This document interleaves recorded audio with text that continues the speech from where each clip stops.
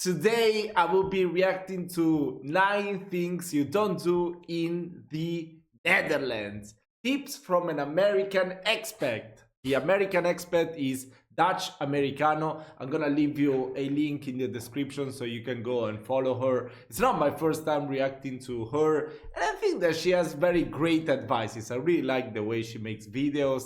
She seems like a genuine, nice person, and yeah, I just like her videos.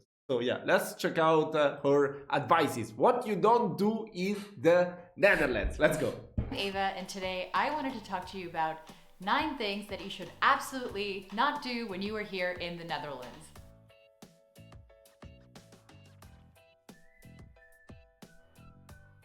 So I wanted to make this video because, of course, when I would first visit the Netherlands as an American tourist, before I graduated to the level of an American expat, I definitely made a few little faux pas here and there. And I wanted to add a few other mistakes to this list that maybe I haven't made personally, but I think I've seen other tourists or other expats make these mistakes. I wanted to help those of you out who are less familiar with Dutch culture than I am, and I'm not that familiar with Dutch culture. But for those of you who know way more about the Netherlands and the Dutch than I do, why don't you comment below on the things that I've mentioned in this video or anything that I've left out to help those who might need it.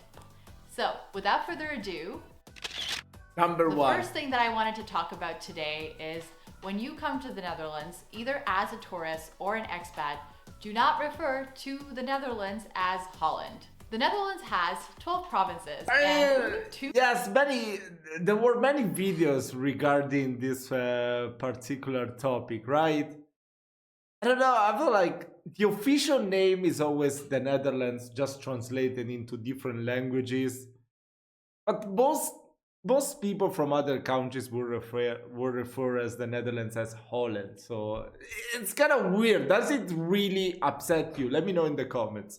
2 of those 12 provinces are the provinces of Holland, that is Noord and Zuid-Holland.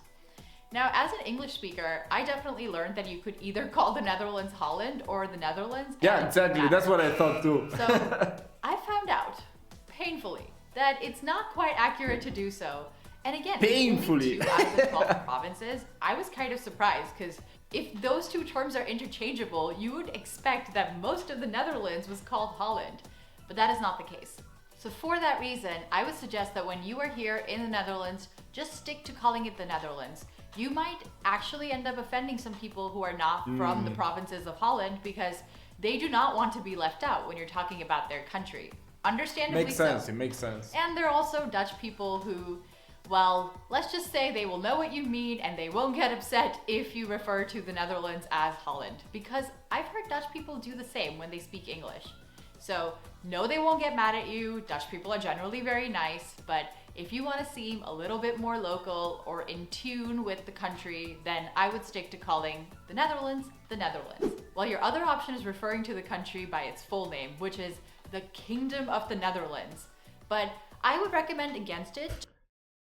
Who has ever called the Netherlands the Kingdom of the Netherlands? Right? It's so weird. It sounds so weird. How do you say Netherlands, right? In Dutch. I think it's Netherlands in Dutch. Just because it sounds really odd when you say things like, I love being on holiday in the Kingdom of the Netherlands. You see how that's a little bit antiquated. The second thing I want to talk about is extremely, extremely important. So I want all of you watching this to pay close attention. Okay. I'm ready. You are in the Netherlands, and if you are not on a bike, if you are on foot, do not stand or walk on the bike lane. Please do not do that. Actually, I haven't been to the Netherlands yet, but I had a similar problem in Vienna, because in Vienna they had all these bike lanes in the city center. No, not in the city center, like in the other areas, but still contingent. Contingent? Is that a real word? I don't know. Anyway, near the city center. And sometimes I will just stand and I will hear the beep, beep, beep, beep. The fucking noise. I cannot even do it with the noise of the bike.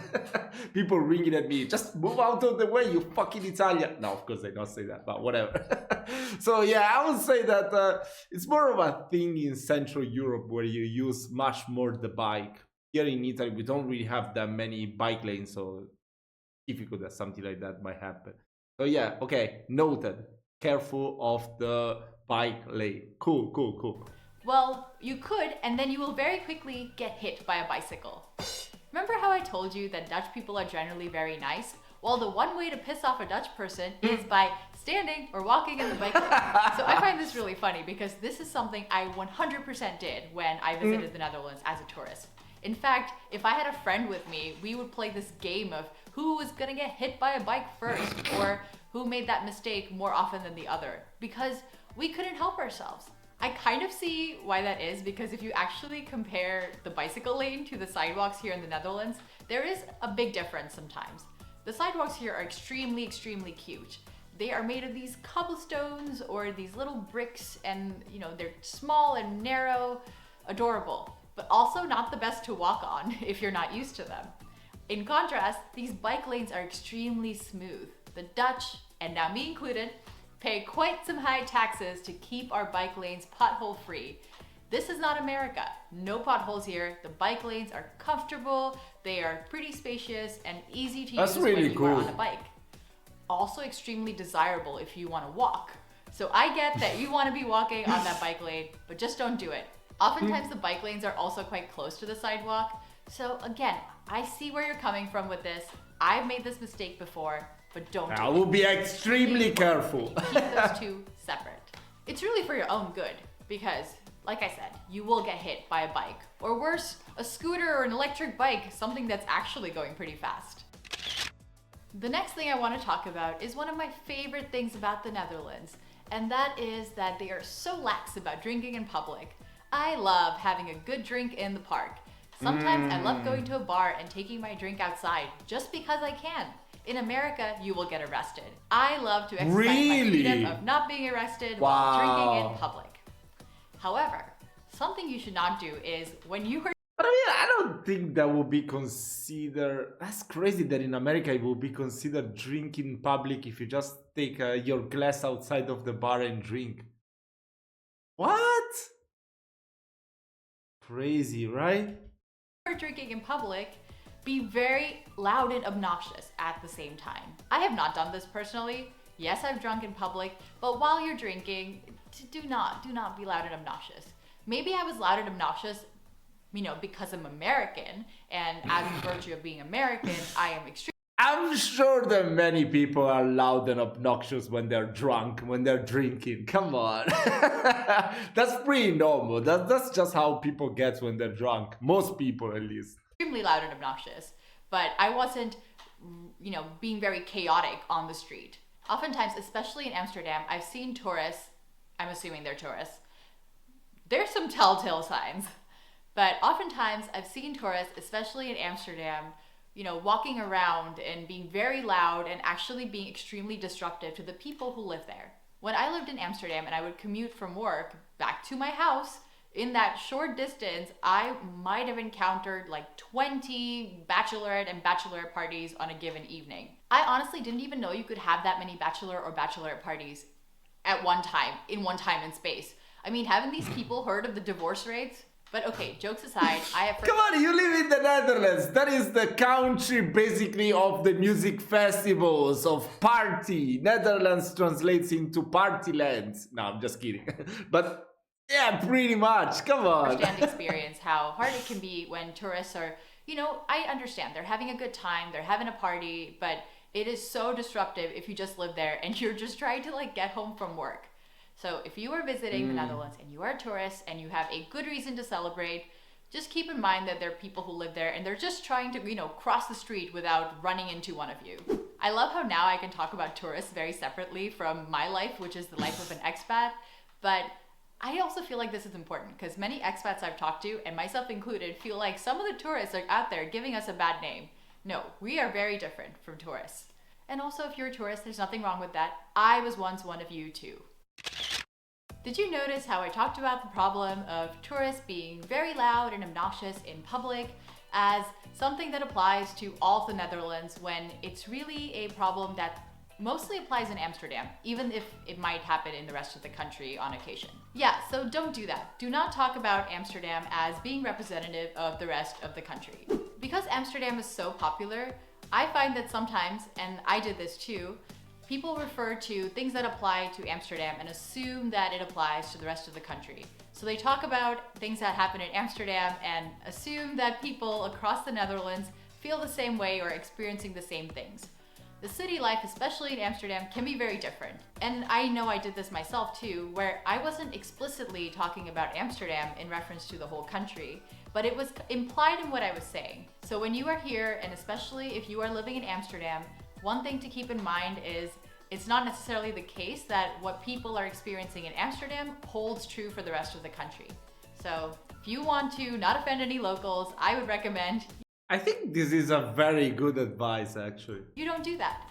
Of course, unless you're speaking to someone who lives in Amsterdam, then they probably think the same as you do.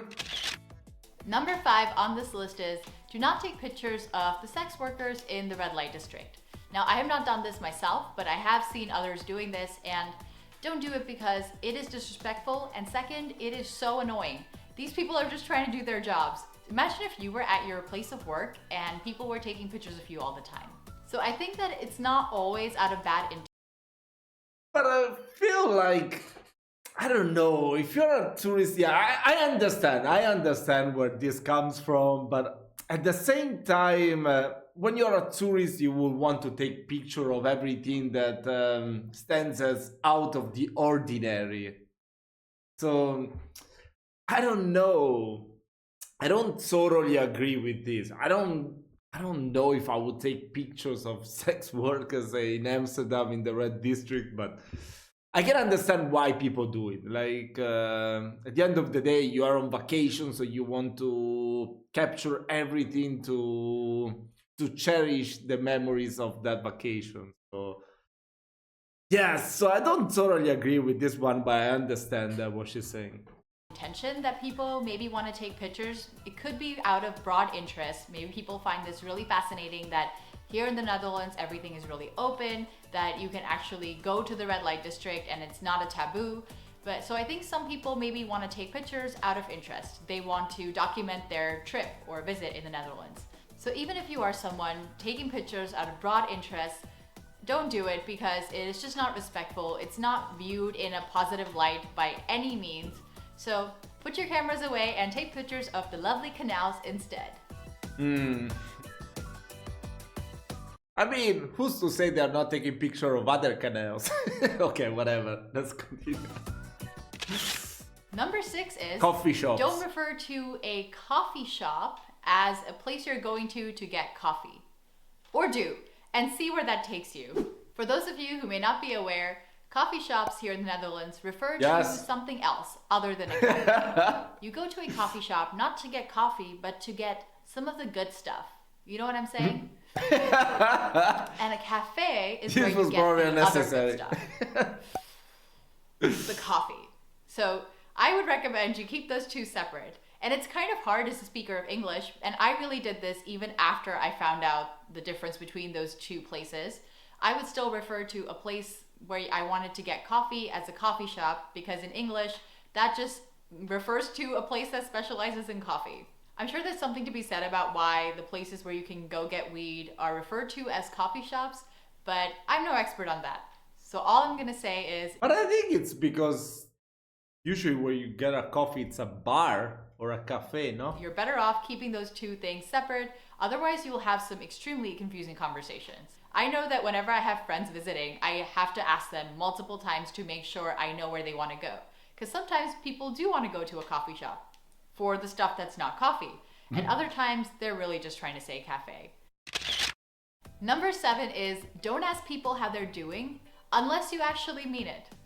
So as an American, and I've said this before a couple of times, when we say hello, sometimes we'll instead say, how you doing? And that means the same thing as hello. We're not really looking for a response, but this is a problem that doesn't just apply to Americans. It also applies to speakers of British English. I've discovered that the phrase, you all right, when spoken by a British person also just means hello. So I myself find the British you all right pretty confusing. So I can see how the American version is also confusing to people. But here in the Netherlands, neither of those things mean hello, and when you ask people if they're all right or how they're doing, they will give you a response. And it can be a little startling for a Dutch person who speaks perfect English, basically, to get these questions asked and then have the person not wait for an answer. So if you're asking someone how they're doing, don't just walk. Oh, so yeah, it actually sounds a little bit confusing. So they would just ask you like, "How you doing?" as a hello. Yeah, actually, if someone would ask me how you doing, I would answer, "Yeah, I'm doing fine. What about you?" Or just talk about myself. I don't know. Yeah, it does kind of sound confusing. Yes. Walk away. Instead, I suggest you wait, catch their response, and say something in return. What's the most normal conversation? Number 8 is a mistake I still make to this day. It's something I am having a lot of trouble getting used to, even after a year or something of living here in the Netherlands. And that is, I would suggest you do not ask Dutch people to hang out spontaneously. Wait. So, oh, this is a really old video. Wow, she's been living there for 5 or 6 years already now then. I wonder if she speaks perfect Dutch by now.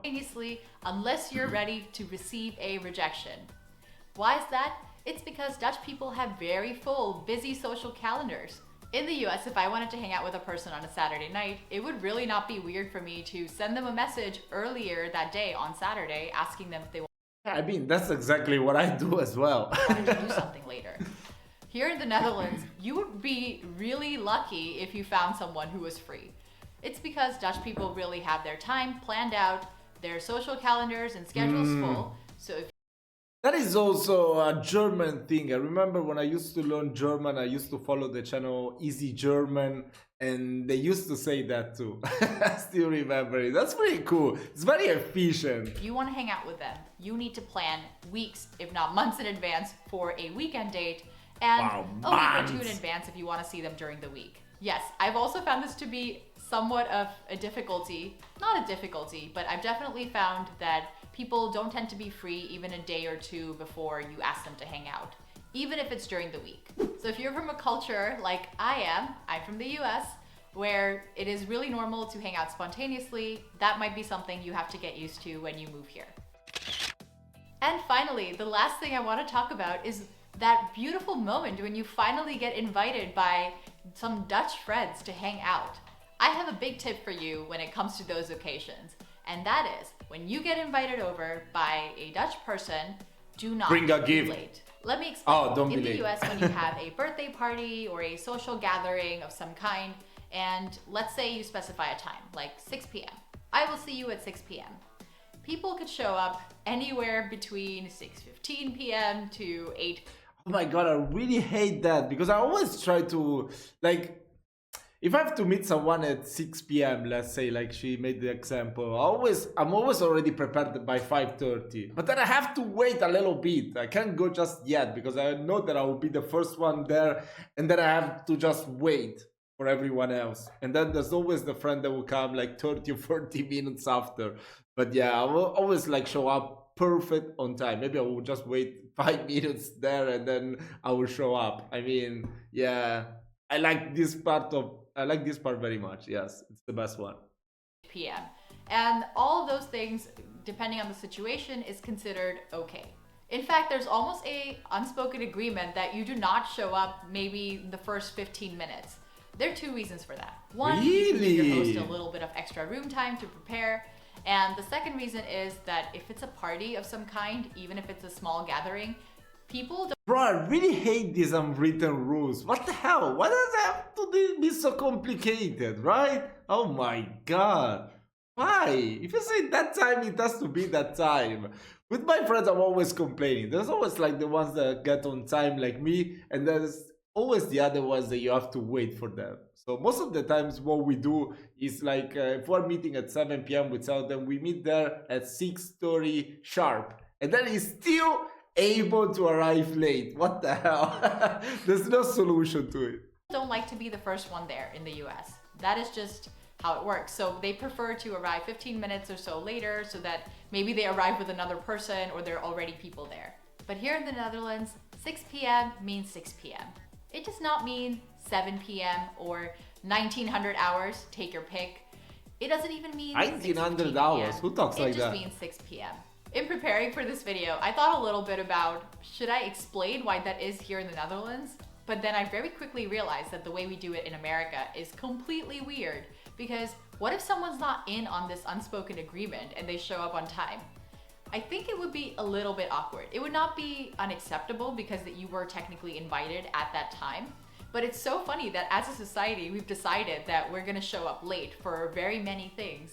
So in the US, we complicate things a little bit, but here in the Netherlands, keep it simple. Show up at the time you're invited. So those are my 9 suggestions for what not to do when you are here in the Netherlands. If you have anything to add or any additional comments about the things that I've mentioned, please let me know. I would love to hear from you. And if you haven't subscribed yet, what are you waiting for? Hit that button. That was a pretty cool video. That was a really cool video. I really enjoyed it. I mean, she makes really great videos. I mean, yes, that's a fact. So definitely check out her channel, Dutch Americano, and subscribe. I don't know. I don't really have anything else to add. So because I still haven't been to the Netherlands. I'm just learning about your culture through YouTube. Hopefully in the future, I'm too broke right now, so I can't really travel there. But in the future, I definitely want to go. Especially, I mean, I'm too old, but whatever. I still want to assist one of those Dutch music festivals. Come on, Defcon would be the best, but whatever, any is fine. And definitely check out the beautiful views of the canals. Just walk in the beautiful places. Come on, see the windmill. That's how they call, right? Yeah. I mean, it's so beautiful. The tulip fields. Oh my god. Yeah, you have such a beautiful country. And definitely bike. I haven't biked for so long, so definitely I would love that. So thank you so much for watching. Don't forget to subscribe since we're so close to reach quote 1000. Oh my god. So yeah, in Italian we say thank you 1000. Grazie mille. So when you get to that point, I will definitely say that. See you soon.